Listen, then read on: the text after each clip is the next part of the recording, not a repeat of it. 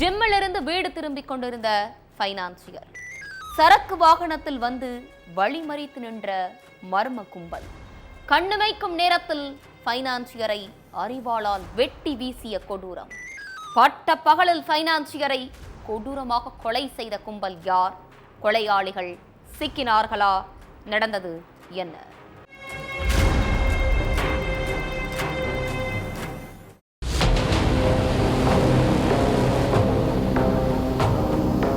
வழக்கம் போல ஜிம்ல ஒர்க் அவுட்டை முடிச்சுட்டு பைக்ல வீட்டுக்கு போயிட்டு இருந்தாரு பினான்சியர் அருள்தாஸ்.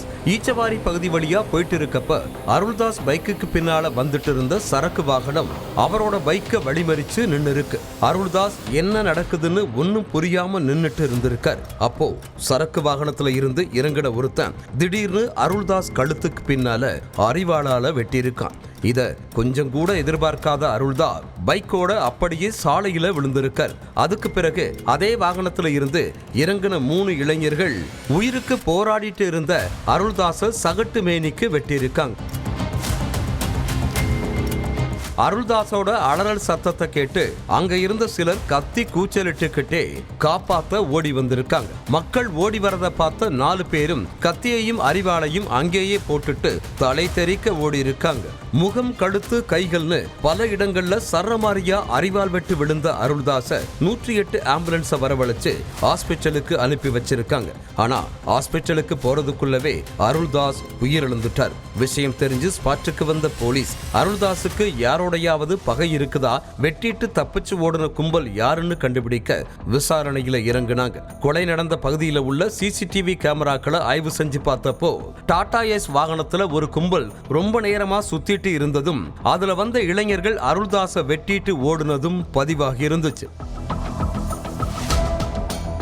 அதுக்கப்புறம் அந்த டாடா ஏஸ் வாகனத்தோட நம்பரை வச்சு அதோட ஓனரை கண்டுபிடிச்சாங்க. அடுத்து நாமக்கல் மோகனூர் பகுதியில உள்ள ஓனரை பிடிச்சு விசாரிச்சப்போ எனக்கு எதுவும் தெரியாது, பக்கத்து தெருவுல உள்ள ஒருத்தர் தான் வண்டியை வாடகைக்கு கேட்டிருந்தாரு, நான் வண்டியை மட்டும் தான் ஓட்டிட்டு போனேன், மற்றபடி எனக்கும் இதுக்கும் எந்த சம்பந்தமும் இல்லைன்னு சொல்லி இருக்கார். டாடா ஏஸ் ஓனர் சொன்ன தகவலை வச்சு ராசிபுரத்தை சேர்ந்த தாபா கார்த்திங்கிறவரை பிடிச்சு போலீஸ் விசாரிச்சாங்க. அதுலதான் போலீஸோட எல்லா கேள்விகளுக்கும் பதில் கிடைச்சிருக்கு.